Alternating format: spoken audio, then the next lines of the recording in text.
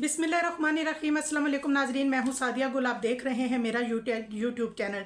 नाजरीन, सदर आसफ़ अली ज़रदारी की तबीयत इंतहाई नासाज है। कराची के निजी हॉस्पिटल में आसफ़ अली ज़रदारी का इलाज जारी है और रात को तकरीबन 4 बजे नवाब शाह हॉस्पिटल से उनको कराची में सख्त सिक्योरिटी के हिसार में एग्जेक्टिव रूम जो है उसमें शिफ्ट किया गया और डॉक्टरों की एक बड़ी टीम जो है वो उनका मुआयना कर रही है। काफ़ी दिन से जो आसिफ अली ज़रदारी हैं उनके बारे में बताया जा रहा था कि उनकी तबीयत ख़राब है। पहले उनकी एक दफ़ा तबीयत ख़राब हुई और उसके बाद वो संभल गए, कुछ ठीक हो गए, लेकिन इस दफ़ा फिर उनकी तबीयत जो है वो इंतहाई तशवीशनाक है।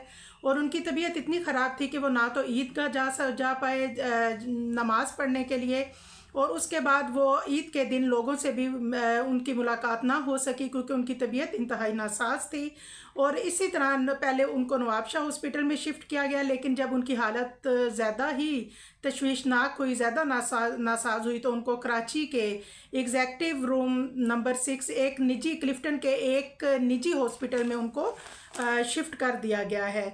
और नाज़रीन, उनके मुख्तलिफ जो है मुआयने हो रहे हैं, उनके टेस्ट वगैरह करवाए जा रहे हैं। डॉक्टर्स की टीम जो हैं वो उनका मुआयना कर रही हैं और जो हॉस्पिटल है उसके इर्द गिर्द जो है वो बारी नफरी में पुलिस तैनात है और जो बाकी फोर्सेस हैं वो भी वहाँ पे मौजूद हैं।